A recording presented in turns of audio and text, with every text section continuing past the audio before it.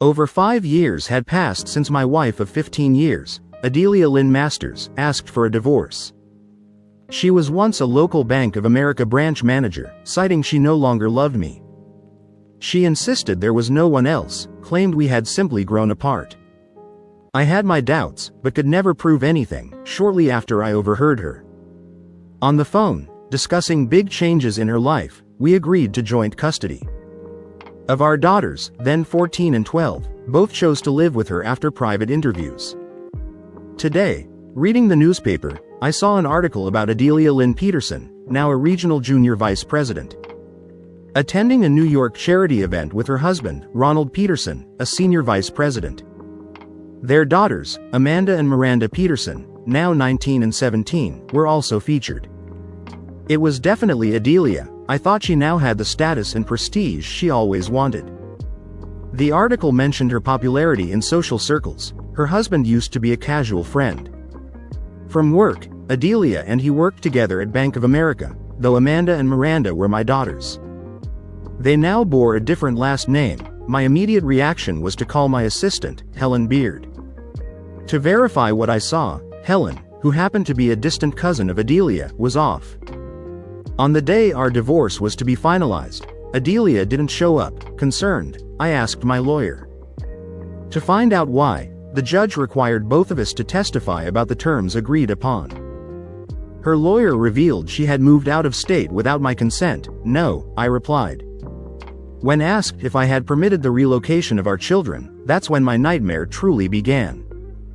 Judge Donald McDonald's demeanor shifted instantly upon learning the situation. He asked, "Can you step outside? Try calling them on your cell." I left the courtroom and attempted to reach them. To my dismay, all 3 numbers were disconnected. Checking their Facebook profiles on my phone, I discovered I had been unfriended and blocked. Returning to court, I informed my lawyer of everything I had uncovered. He relayed the information to the judge. The judge promptly issued an arrest warrant for my wife, charging her with parental kidnapping. He suspended the divorce proceedings until she appeared in person before him.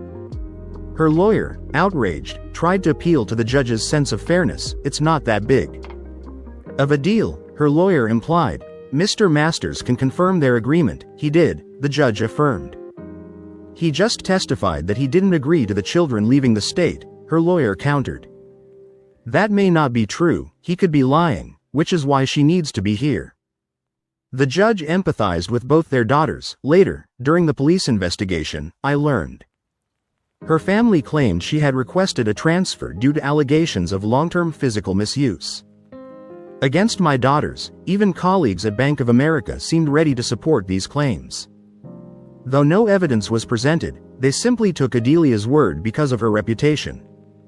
"Why should it matter? He's just a man," they reasoned, when our extended family and social services privately interviewed the girls. They confirmed no such allegations had ever been raised. Despite this, rumors spread throughout town, fueled by Adelia's relatives over the past 5 years. The judge and I had bonded over our shared love for fly fishing, maintaining a friendship. That evening, after dinner, I dropped by to see him and his wife, unsurprised by my visit. "I brought the paper for a reason. There's something you need to see," I said seriously. As I opened the paper to the article, "For God's sake," the judge muttered. "Ruth, can you pass me my phone?" "John, could you give me a moment?" "Donald." The photo below is of my 2 daughters. The judge's face paled. "Jesus Christ, they've been right in front of us all this time." I went outside, sat on their patio. Ruth joined me, bringing us both a beer. "He's furious. I've never seen him this angry. He's on the phone with the FBI. What did you show?" Ruth asked. "A picture in today's paper of my missing wife and her new husband. It's the first sign in 5 years that she's alive," I replied. The second photo on the page was my daughters with different last names. Oh no. What a mess. That's why he called the FBI. Interstate flight with a kidnapping charge is federal, Ruth said. Why didn't Bank of America help locate her? They cited a legal ruling from a federal appeals court, arguing it was a family matter. They weren't obligated to comply with your husband's court order. I've headed home. Emotions are overwhelming me. Tell him he can reach me at my office in the morning. I told the judge, it was a long, rough night for me. Was there more to their relationship than friendship back then? She was hired as a financial loans officer in his department after we married, while I was starting my consulting firm. With my daughters now using different last names, I wondered, were they his or mine? Did either of us know the truth? I reminded myself, slow down, Amanda was already born. When Adelia joined the bank, the next morning, I worried about Helen. Over the past years, her disdain for her cousin had deepened. I knew she believed me, her actions proved that many times. I wanted to confide in her, but I held back. She deserved better than what I could offer amidst my own troubles. Helen to me was a beautiful woman with auburn hair, a gentle smile, and a kind heart. A treasure any good man would cherish. I admired her from afar, never daring to involve her in my nightmare. Work kept me occupied that busy day. Thankfully, diverting my thoughts, near day's end, my assistant knocked and entered. John, 2 gentlemen from the FBI are here to see you. Should I let them in? Helen asked. Absolutely, I've been expecting them, I replied, rising. How can I assist you? I asked as they entered. I'm Mac Holmes and this is Douglas Dale, they introduced. We're here to gather background on the situation. I explained our history with her current husband and raised concerns about their relationship and my daughter's name changes. I suggested DNA tests. For clarity, I mentioned Judge Donald McDonald halting the divorce due to parental kidnapping charges. When she failed to appear, you'll need to determine if she filed for divorce in New York and if her marriage is legal, I advised, so the divorce was never finalized by the judge. Douglas clarified, that's correct, the records show she disobeyed his order to appear, I confirmed. Did you authorize her to leave the state with your children? Mac inquired. No, her lawyer informed us she moved out of state, I said, recalling the judge's instructions to contact them. When I tried, their numbers were disconnected, and I was blocked on social media, I added. She moved out of state before finalizing the divorce and remarried shortly after, Doug noted. It's clear it was intentional, Mac concluded. That contradicts what she stated in her New York interview today. When did you last contact them? Douglas asked. 2 weekends before a final court hearing. When they removed their belongings, I recounted. I haven't received any legal notices or local updates since. It seems I'm still legally married, I remarked. We can charge them for falsifying adoption papers, Mac suggested. I asked about adoption papers, but got no answer. I noted, Helen, draft a letter confirming my signature for the FBI. Do you still reside at Yale? Inquired. No, I sold it under court order after a series of incidents, I explained. Now I live outside town at Ryder Lake, ensuring my safety. After they left, I briefed Helen. She was shocked to hear about her distant cousin and showed hope and curiosity, but there were still too many unknowns, leaving me without answers. Helen, tonight, when I leave, I'll turn off my cell phone. If my situation troubles you, use your judgment. In an emergency, call my house phone, I said. Helen harbored deep animosity toward her cousin Adelia for ruining John's reputation in relationships, causing him to lose family and friends. Witnessing this damage firsthand left Helen questioning how much one could endure before truth prevailed. She had watched John suffer silently for years, sinking himself into work to triple his client base. She had met John at a family party where Adelia's engagement overshadowed everything.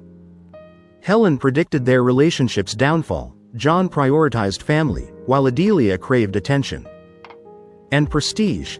Helen had confided in John after her husband's passing, finding solace in his support. Over time, she realized he was the one she wanted to grow old with. But John's haunted past consumed him daily. Adelia and her children's disappearance sparked vicious rumors, some even accusing John of a felony. During dinner at Ruby Tuesdays, Adelia's father Roger approached him unexpectedly, sharing that Adelia admitted John never injured their daughters and used false claims to justify her departure. John demanded signed statements from relatives to believe their sincerity. Dismissing Roger coldly, many in this town think I'm guilty of something I never did. John asserted. Roger left, and John pondered whether anyone believed a 2-minute chat could erase 5 years of pain and lies. Moments later, the waitress who served him approached. "Mr. Masters, I went to school with your daughters, from what I just heard. They had no idea what was going on that Friday before they disappeared.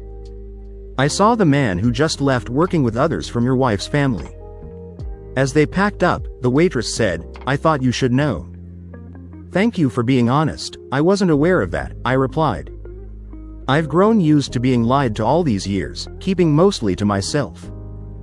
To avoid the whispers and lies spread about me, she returned to work. When I paid, I generously tipped her. Fishing on the lake that weekend brought me solace. My favorite meal, fresh rainbow trout, was enjoyed each night. Back at work Monday, I made coffee when Helen arrived early, unusually upbeat. After pouring herself a cup, she joined me. Looking back, Adelia and I married right after her high school graduation. Amanda was born soon after. I was flipping houses, while she worked her way up in banking, I explained. "I heard what you told Roger." "Everyone did. My phone rang all weekend." I told him. "Can you blame him after what the family did?" "Why notarized statements?" she asked. "For defamation," I said, "to reclaim my reputation." "Are you suing her?" Helen asked. "Yes, to clear my name and restrict their funds," I said. "It'll be an interesting week if all those calls turn into statements. Most are good people, but they believe the lies."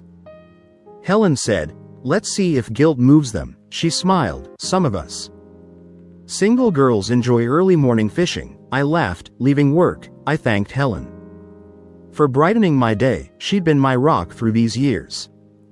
By Thursday lunch, notarized statements proved Adelia lied about me abusing our daughters.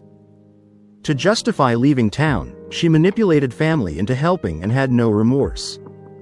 Helen found Adelia's legal address and work details. "Your lawyer appointments at 2. Serve Adelia before charging her and freeze their assets," she said. "Helen, you're leaving nothing to chance," I thought. "God help Adelia if you ever meet her in person." I returned to the office with chilled champagne and glasses. Helen's chosen lawyer was taking my case, and I handed over all evidence. Old court records, recordings, the judge's ruling, signed affidavits, and a warrant for Adelia's arrest. I also included a news article about her new life and detailed our relationships, learning the Bank of America was complicit. The lawyer said we should sue them too for aiding, destroying your life. "As long as one lawsuit covers both, count me in," I replied. "We Americans will sue over anything." She smiled. Helen and I shared the champagne. But our moment was interrupted by a call from the judge. "Hi, Donald. How's it going?" I answered. "The FBI is proceeding with a grand jury against Adelia and Ronald next Wednesday," he said. "They'll request custody of Miranda and DNA tests." "Thanks, Donald. About my divorce," I started. "I'll grant it once she's in court, even via video," Donald assured. Helen asked, "Can he send her to jail?" "The FBI will handle kidnapping charges, but he can rule on contempt," I explained. "It's a waiting game." Hell inside. "Yeah, 5 years in counting." I nodded. A few more weeks won't change much. The following week passed quickly. Thursday morning, my lawyer confirmed papers were served, assets frozen.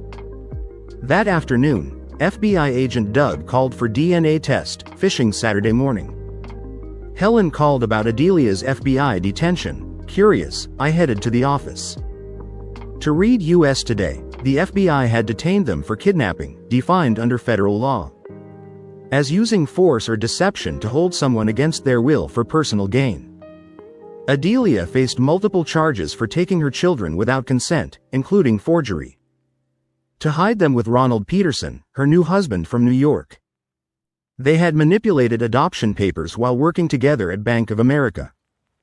Mr. John Masters attempted to locate his wife through Bank of America, but faced a court order preventing disclosure. Ronald Peterson, a senior vice president at the bank, used his authority to hinder John's efforts. John filed a slander suit against Adelia Peterson for falsely accusing him of misuse. causing ongoing police reports. Despite society's perceptions, he became isolated. We have 2 open attempted felony cases. Said a police officer, many here believed he had liquidated them and got away with it. The article laid out the facts, the Southeast Missouri newspaper called. Confirming its accuracy, the reporter empathized, calling the last 5 years a living hell. My name's partly cleared, John said, planning to sell his business and leave. He collected evidence for his case. Meanwhile, Amanda Peterson was shocked by her parents' arrest for kidnapping, learning her real parents were not divorced. She was stunned. Her mother was charged with parental kidnapping, her stepfather with aiding and abetting. Amanda left for Cape, reading a damning article about her parents. As she reflected on her mother's actions, Amanda pondered the unanswered questions. Parked outside her rural home, police approached, escalating the already tense situation. Who are you? Why are you watching this place? Asked the taller officer. I'm Amanda Peterson. I was waiting for the sheriff's department to leave, so I could talk to my father. Amanda replied. And your father's name? The officer inquired. John Masters. She answered. Oh wow, the officer exclaimed in shock. Tom, go tell Joanne and Jay to put the coffee on. This changes things, Miss Peterson. I'm Detective Joel Smithers. I know your father well. What brought you back here after all this time? He asked. Partly what happened last night. In the US Today article, I have a copy in the car. Should I get it? Amanda asked. Please do. It will help me understand what you know. Joel said. After introductions and coffee, Detective Smithers read the article aloud. Everyone seemed stunned, except him. You believed my father, didn't you, Detective? Amanda said. I was one of the few, but yes, from the time rumors spread by your mother's family, it was too late. He was stalked, his house vandalized, and he was attacked. We almost lost him. Many thought he was responsible for your disappearance. Your father has been ostracized, Joel explained. A lot of us in the South have our own ideas about justice. Your dad's situation got so bad that it drove him out, Amanda remarked. Where does he live now? He's on 5 fenced acres at Ryder Lake, with electric wire and an electronic gate. In 2 years, no one has seen him in town outside of work, Tom explained. How can I contact him? Amanda wondered aloud. I think I can help with that, Tom replied. I'll check if his business has an emergency contact. Give me a moment. Tom returned shortly with an address written down. Do you know Helen Beard? Tom asked Amanda. She's a second cousin of my mother's, I think. Why? Amanda inquired. She's the only one on record who can reach him. 247. In emergencies, she's tough and protective of your father, John, Tom explained. She's on her way to his business right now to meet you. He handed Amanda the address. After thanking them, she set off. Helen Beard seemed to hold a deep animosity towards her father. John asked, what kind of woman could hate a man so much? To do what Adelia did to Jonathan, Miranda and I were abruptly awakened by our mother at 4 a.m. that Saturday morning, Amanda recounted. Still half asleep and dragged out of bed, she packed some of our clothes into the car and told us we were going on a surprise trip to New York for a week. That was news to us, she added. So you had no idea about what was really happening? Helen asked. Some family members now say they knew about Ronald and your mother's online relationship, but thought it was just a friendship. Well, I caught my mom chatting with Ronald, but I had no idea they had worked together when we were younger. She told me they met at a regional conference and became friends. Amanda replied, it wasn't until half an hour down the road that I realized. We didn't have our phones. I confronted her, and she said she had sole custody of us granted by the courts and we were moving to New York. Because of her sudden promotion and transfer, I believed her at the time. But now I know it was all a lie. Helen Beard understood some truth in Amanda's story, based on recent revelations from others who had finally spoken up about what Adelia's children were unaware of. I also asked about our laptops. My mother said the phones were cancelled due to the move and she had to pay the balance. She claimed the movers would pack and ship our laptops along with the furniture. We didn't realize they would never arrive, Amanda continued. We drove for 20 hours over 2 days. What happened when you reached the outskirts of New York? Mom told Miranda to pull out her new phone from her purse, which had a New York number we didn't know about until then. Then she had my sister open Google Maps, giving us directions that led us to Ronald Peterson's home. About 2 hours later, he had orchestrated her significant promotion to bring them closer together. Meanwhile, our family back home was instructed to get rid of everything except family photos, which were later mailed to us. While unpacking, my sister and I discovered completed adoption papers, Amanda recounted. Ronald later explained that our parents agreed to this because he and Mom were getting married that night. Mom revealed that Ronald was our biological father and urged us to give him a chance. Gradually we were led to believe that Dad cut ties with us upon learning of Ronald's true role in our lives. Amanda, I believe you because I've already heard about half of this from the family. Until now, the only concrete thing we knew was that the school district had given Adelia copies of your school records so you could enroll in your new school once settled. Now that Adelia has been found, the truth is emerging. Just so you know, I've recorded our conversation. After I send it to the FBI and your father, let's grab an early dinner at Ruby Tuesdays. Helen said, while I do that, take a look at these notarized statements. Consider this: if she lied to you about your father John Masters, could she also be lying about Ronald Peterson? Helen left the room briefly to watch Amanda before forwarding their conversation. Amanda was realizing the extent to which her mother's family had conspired against her father John. She sent the conversation first to John, then to civil lawyer, due to its damaging nature, and finally to the FBI. Throughout, she observed Amanda, who made no attempts to contact anyone. Just before returning, John texted, "Here be waiting for your arrival." "Thank you," she texted back. I left her alone for about half an hour so she could read some statements we received from the family. She hasn't tried to contact anyone. With that, she returned to Amanda. "Helen, why did my mother tell the family my father had been physically abusing us for years?" Amanda asked.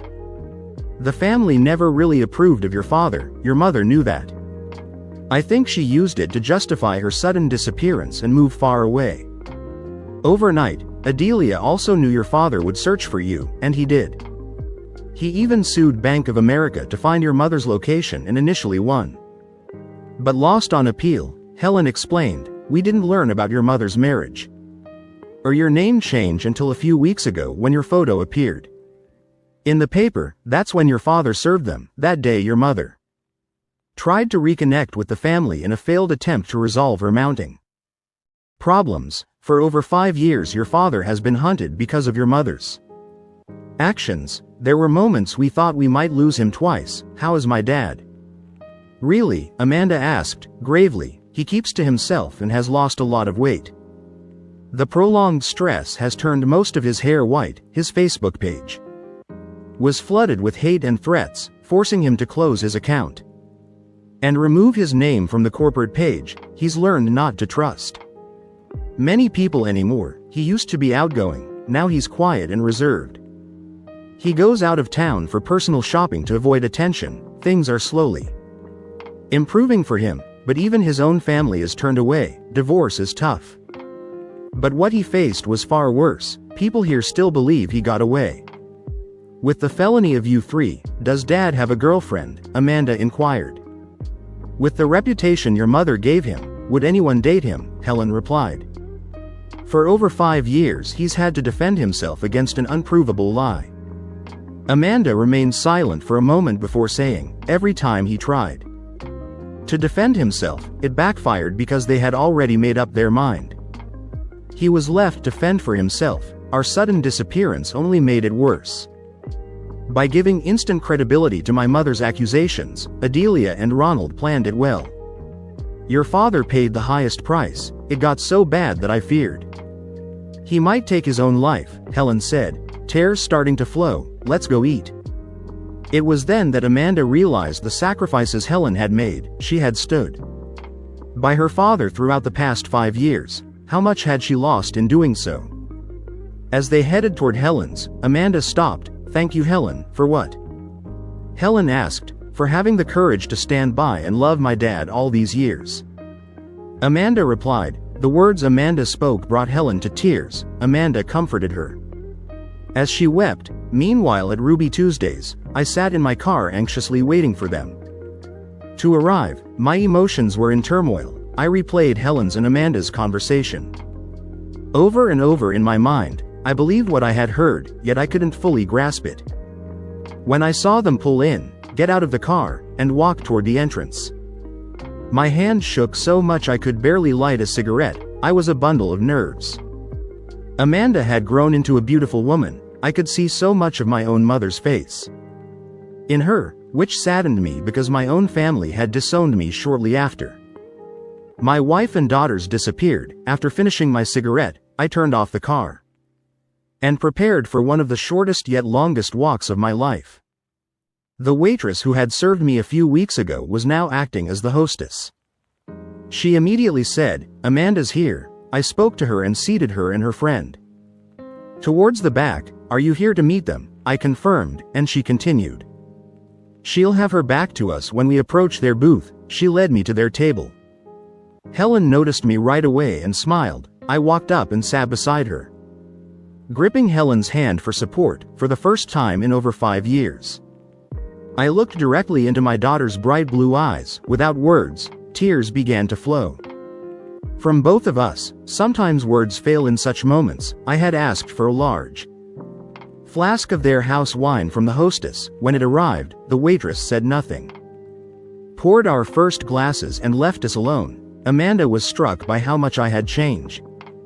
I had lost around 40 pounds and appeared thinner and older with my silvery white hair. Adding to the transformation, many women would pay a fortune to achieve that look. At my age, Amanda decided someone needed to act, so she stood up and I followed suit. We met at the edge of the table in a big hug. She cried out, "Dad." I responded, "Amma," my old nickname for her. Together we broke the ice. After our emotions settled, we ordered food. Amanda was surprised by how differently I ate. Now, previously a meat and potatoes guy, I ordered a catfish platter with an unlimited salad bar. As Helen and I refilled our salad plates, Amanda took the chance to speak with me privately. "Helen loves you, Dad, probably more than I do," Amanda confessed. She grilled me like an old army sergeant until she was convinced I was being honest. She wasn't going to let me hurt you again, and I did. I was old enough to search for the truth myself, but I didn't. I don't think I'll ever forgive myself for that, Amanda. For the past 5 years, I've had no life to offer anyone. People around here suspected me of eliminating you all and getting away with it. If a body had turned up during that time, I might have ended up in jail after being attacked and hospitalized twice. I changed my will to leave everything to you. Helen found me on the brink of ending it all and pulled me back. When Helen returned and saw Amanda in tears, she asked what had upset her. "Not much," I replied, "just that 3 years ago, while in the hospital, I decided to change my will to leave everything to Amanda. I told her it was her love that saved me." Soon both women were crying. After lunch, we returned the rental car and headed to my private home at Ryder Lake. They admired the view and the layout of the house. I offered to carry Amanda's luggage, but she declined, wanting to give us privacy. "Why didn't you tell me sooner how you felt?" Helen asked. "I couldn't. I felt trapped by my past," I admitted. "I never knew what might happen next. Adelia and Ronald used that uncertainty against me. Now that I'm free from their accusations, I can offer you a future." Helen squeezed my hand affectionately. "I guess I'll be putting my home up for sale, because I won't let you sell this place." Later Amanda caught us kissing, which made her feel a bit guilty. We spent the next hour catching up on her life. She was working in a stagnant job in business and pursuing her master's degree online. She wasn't dating seriously. "Why don't you join us?" I offered. "We can afford it." And we could use your fresh perspective. You can start at a junior level and work your way up, considering everything we've collectively put you through. Are you serious?" Amanda asked in disbelief. "Yes, Amanda," Helen replied, her smile wide. "We can start you off with a $5,000 annual salary. Wow, I guess I'll need to find a place to live." Amanda said, touched. "Don't rush, there's plenty of room here," I reassured her. "But I expect you to do chores like old times," Amanda said, tears welling up. "Dad, you've always been a big part of my life," Amanda added emotionally. "I'll fly out tomorrow to pack, if I can arrange a flight, depending on how long it takes. I should be here sometime Wednesday in my car," Amanda said practically. "Let's exchange phone numbers." As we finished that, Amanda received a text from Miranda, which she showed me. "Finally got my cell back. FBI is holding me until DNA proves if Ronald Peterson's my dad. Found out the adoption papers were forged," Miranda's message read.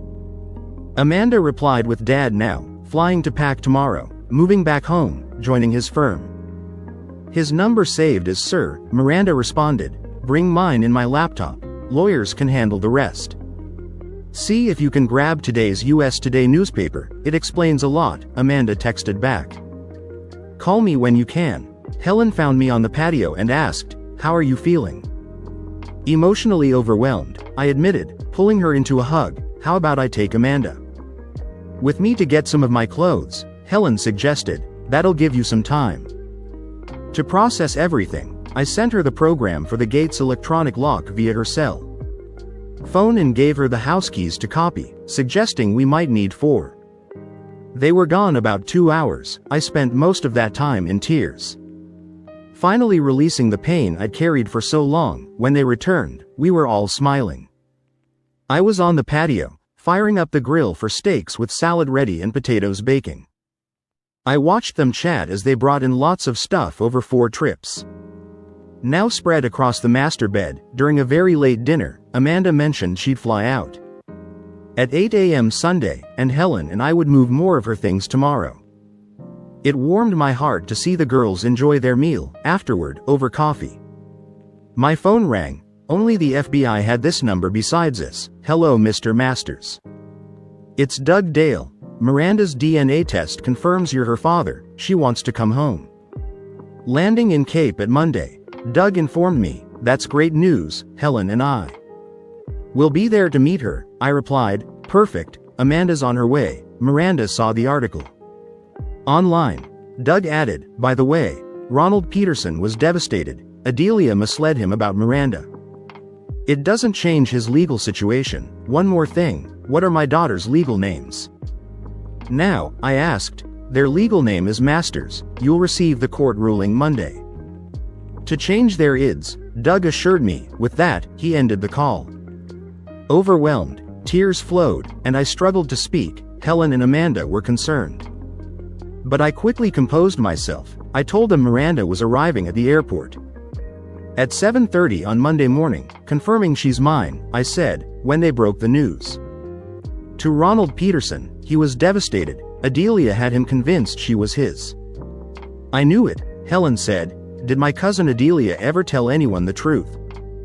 Amanda asked. "I've got bad news. You have to change your last name back to Masters, because the federal court ruled your adoption invalid." My daughter ran into my arms, crying. Peterson never felt right. We saw Amanda off as she headed back to New York to retrieve what she wanted in her car. Then we went to meet Helen's 2 brothers and their wives in Jackson. They were going to help move the furniture she wanted out of her house. Since only 2 of the bedrooms were furnished, we had plenty of space to accommodate her things. The whole story was printed in the Sunday edition of the Southeast Missouri newspaper. We met them at Hickory House for breakfast.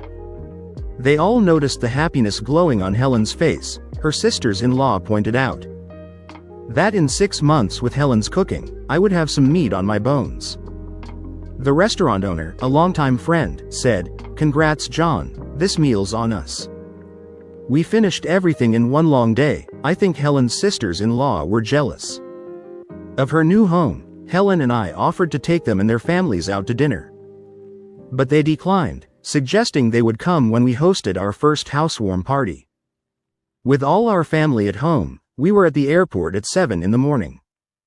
Because some days the connecting flight arrived early, Helen had informed those who needed to know that neither of us would be in today. The response was, we figured that. When we read the Sunday paper, I watched Miranda descend the stairs from the small plane, heading towards me in blue jeans and a tank top. It was hard to believe how much she had changed. The last time I saw her she was a teenage girl with pigtails. Now she was a striking young lady. As soon as she saw me, she started running toward me. The sliding doors opened to let her run in. She cried out loudly as she literally jumped into my arms. Daddy, both of us let our emotions flow. We were being captured by cameras, but we didn't care. I heard Helen tell the local station reporter, "That's John Masters and his youngest daughter, whom half the town thought he had liquidated. Turns out they were kidnapped over years ago. The FBI has their mother and her lover in jail for it right now. This is the first time they've seen each other in over 5 years." We broke apart and turned towards the reporter. Miranda stepped forward and said, "I'm Miranda Masters. That's my father, John Masters. 5 years ago, with help from my mother's family, we were kidnapped. They spread rumors that our father had physically misused us. That's not true. While my mother's extended family may be involved in such things, our dad did not and would not. Anyone coming after him in the future is coming after my sister and me. We're family and we stand together. When our mother divorced our father, she told us he was just a man getting what he deserved. None of us deserved what she did to us. He's not just my dad, he's the most honest person I know." I introduced Miranda to Helen. Miranda hugged her and said, "Amanda and I had a long talk yesterday about everything we learned. It turns out our mother lied and misled Ronald just as much as she did our dad. In her need for attention, she nearly destroyed 5 lives. We know you and Dad were planning to get married, so as far as Amanda and I are concerned, we want to leave out the hell part. Okay, Mom." Helen teared up and said, "You couldn't have said it better, Miranda. I agree. If you promise to be one of my bridesmaids, let's grab some breakfast. Then we'll get you some clothes at Macy's." I suggested, "Can we go to Denny's?" Miranda asked, "Are they still open?" "Yes, but Huddle House is the closest thing to it for breakfast food," I replied. "Is that okay?" It was, and I was surprised by how much my youngest could eat. The way she ate, I thought it might be cheaper to get a room and board somewhere. I still found it hard to believe I had a life again. My 2 daughters were back in my life in a way I had never dreamed possible. It wasn't just a house I slept in anymore, it was home. While we were shopping at Macy's, I intentionally got lost and wandered away. There's just something unmanly about watching women discuss bra sizes, underwear, and personal stuff. By the time they realized I was missing, I was almost back. Helen asked, "Where did you disappear to?" "I had to use the restroom," I replied. I had to sit and watch as Miranda tried on clothes. For some reason she wanted my opinion. Honestly, I thought she'd look good in anything. After spending $300, we left with 2 bags. Back at the house, Helen took Miranda upstairs to show her the now furnished 4 bedrooms. Helen was thrilled when Miranda chose the room with her master bedroom furniture. We were relaxing on the patio before the heat of the day set in. The ladies had iced tea, and I had a cold beer. I walked over to Helen, took the ring box out of my pocket, and got down on one knee, surprising her. "Since I haven't officially asked you," I said, opening the box with the 3 ring set, "will you marry me once my divorce is final?" Of course she said yes. Miranda captured it all on video and sent it to Amanda with the text, "Yes, it fits." I'd found out Helen's ring size from her brother about half an hour later. Helen received an unexpected call. Both Miranda and I looked at her with concern as she unexpectedly teared up. I didn't understand until she handed me her phone. As soon as the person said, "Congrats, Dad," I realized it was my eldest daughter. "Are you on the road yet?" I asked. "I left at 4 yesterday. I've been driving almost non-stop since then," Amanda explained. there's less traffic at night and fewer cops. On the highway, my car cruises well at just over 100, let my sister know. I got her stuff, I agreed and asked how much farther do you have to go. She replied, what time is it there? I said about 2 p.m. Why? She said I need directions, I just pulled off onto the off-ramp at Cape.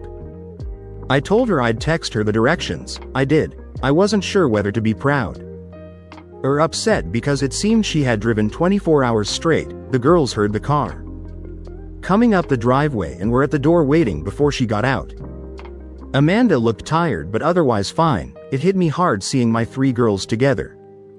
The first thing Amanda did was check out Helen's engagement ring. Just then the house phone rang.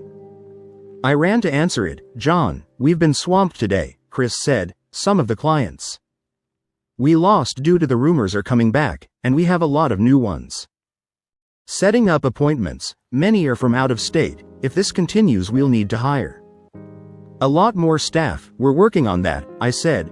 My daughter Amanda starts as a junior next week. She's green but working towards her master's in business administration. Can I have her on my team? Chris asked. It will be long hours but she'll learn the ropes the hard way. I agreed. Okay. Chris Eyre was a go-getter. I had hired him right after he graduated. Top of his class like us all, he learned the hard way and it cost us. But over time he made more than made up for it. He quickly realized that business theory didn't hold up in the real world. He admitted it openly. Everyone working under him learned the same way. His approach was if you saw someone making a mistake, you stopped them and explained why their thinking or approach was wrong. The only wrong question was the one you didn't ask. Chris, Helen, and I will be taking the rest of the week off. I said, we have a lot to sort out with our engagement and the girls coming home. We also have to handle some legal issues and enroll Miranda in school. Engaged, wow. That reminds me, we got a letter from the FBI. Can you swing by and pick it up? Chris said, hell yes, thanks for the reminder. I'd forgotten, I said before hanging up. At 4:30 the 4 of us headed into town. We decided to celebrate our first official meal as a family at Lobster, a place my daughters picked. I pulled up in front of our office and asked Amanda if she wanted to see where she'd be working. She said yes, so we all went in. As we entered, the receptionist stood up and led us to the biggest conference room. Inside was a large cake and a huge banner that said congratulations. Amanda met her new boss. Everyone met my new family. It was noted that my daughters were already calling Helen Mom. We arrived at the restaurant around 6:30 just in time for their annual all-you-can-eat shrimp deal. My daughters lost count of how much they ate. I couldn't believe I now ate raw lemons like others eat oranges. Together my daughters and I read the court ruling. The first point highlighted that the document used could easily be found on LegalZoom.com, requiring no lawyer. The second point noted that writing experts said John Allen Masters' signature had been traced, causing breaks in the ink flow. Comparing his signatures on the document showed inconsistent breaks, unlike the natural pattern one develops over time. The third point was that I had never signed my full middle name. The fourth giveaway was the recorded date of my signature, according to witnesses, was after they had left Missouri. The second page of the court ruling declared that Amanda and Miranda Peterson were never their legal names. They had always been Amanda Masters and Miranda Masters. All legal documents were to be updated accordingly. We spent the week resolving legal issues. First we went to the Social Security office, then the state attorney's office to restore their birth certificates, and finally to the motor vehicle department for new driver's licenses. Personally, I enjoyed registering Miranda in 11th grade with the same school principal who had been rude to me 5 years ago. The last task on Thursday was to get them new cell phones. On Friday, Helen allowed me to trade in her car and mine for new ones. The ladies each got a brand new lease to own Ford Escape through my company. Once home, I wrote Amanda a check for the trade-in value applied against our down payment. My divorce lawyer called for the first time in 5 years. My daughters and I had a court hearing at p.m. On Monday, I asked Helen if she wanted to come. She said absolutely. we all sat before Judge Donald McDonald watching Adelia Lynn Peterson. On a large monitor without her usual flair, she didn't look like much. Orange was not her color. The judge asked her lawyer about the contempt charge. He said she didn't understand she had to be. In court that day, the judge asked, "Did you remind her repeatedly during the settlement process?" "Yes." "Are you so incompetent that you believe the defendant might be telling the truth?" "No." "How does your client plead?" "No contest, Your Honor. I sentence her to years to be served."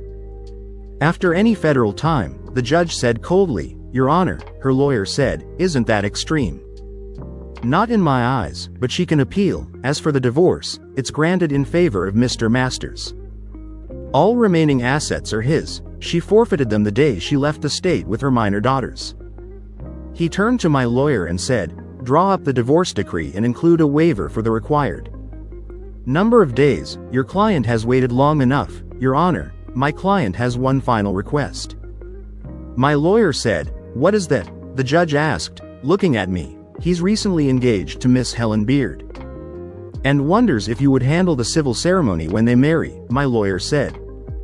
Helen and the girls almost jumped out of their seats. I smiled. My lawyer and I had hoped it would play out like this. If it did, he was to use the funds in his trust to pay Ford Groves for the car leases, transfer ownership to Helen and the kids, and write me a check for the balance. I would be honored. Congratulations to them both. It's long overdue," the judge said with a big smile. Adelia's face on the monitor showed pure shock. She probably expected a light sentence for contempt, not this. It must have stung to learn I was marrying her younger cousin. The judge banged his gavel and said court is adjourned. As we stood to leave, the judge came over to shake my hand. I introduced him to my future wife and daughters with the respect he deserved. He told them, "I'm not on the bench now, so just call me Don." Before we left, he added, "We need to go fly fishing soon, John, before it gets too hot." I doubt any man has ever seen 3 more excited girls than mine. They were talking non-stop, having been used to silence for so long. I wished for a good set of earplugs. Then I noticed a couple quietly leaving the court. It hit me hard. It was my mom and dad, as my dad said when he disowned me. Forgiveness is easy. Forgetting is not. I was learning how true that was.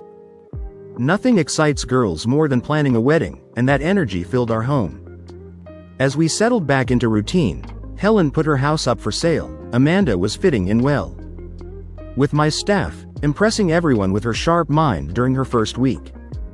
Miranda reconnected with old friends. Masters Consulting was overwhelmed, landing 2 new corporations, needing complete restructuring to survive. Along with a major cash influx, Amanda surprised us all by identifying overlooked issues costing our client millions in potential sales. It took her 3 weeks to turn it around, resulting in a surprising sales increase. One night Helen and I were cuddling in bed. She was adjusting to becoming a mom, just as I was to being a dad again.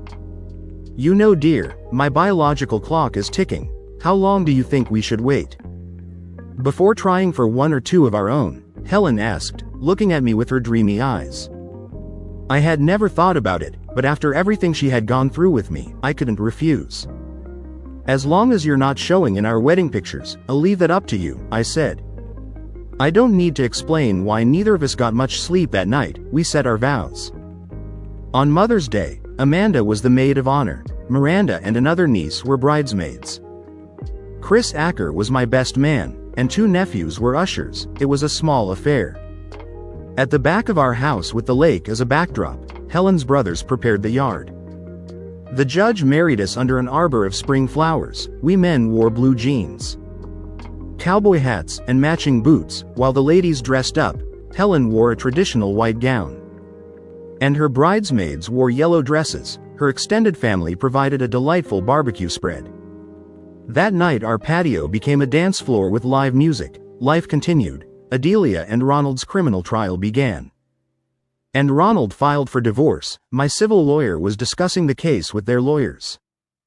In Bank of America's legal team, our first Father's Day as a new family was approaching. And I knew my wife and daughters were planning something, but I had no idea what. On Father's Day, Helen and I were fishing on the lake at dawn. The fish were biting. As soon as the flies hit the water, in less than an hour we had our limit. Just before heading back to shore, Helen handed me a card she had hidden. I opened it to read, "Happy Father's Day, Daddy. We're pregnant and it's a boy." I jumped in excitement and flipped the canoe. We lost everything: the fish, the fishing poles, and our tackle box. We paddled back to shore completely soaked when the girls found out. How I learned the news: they thought it was hilarious. They already knew about Helen's pregnancy. It takes time for things to mellow, but that wasn't always true for me. It took watching my son being born. He came into the world screaming, weighing 7 pounds. My mother was shocked when I called asking her to come to the hospital maternity ward. As soon as possible, when she arrived, I rushed her into Helen's room, where she was holding our son. "His name is Colin Richard," I said. My mother lost it. That had been her grandfather's name. As for my father and me, we still don't speak. He would have to come to me. And as of now he hasn't, but each morning is a new day, and life goes on.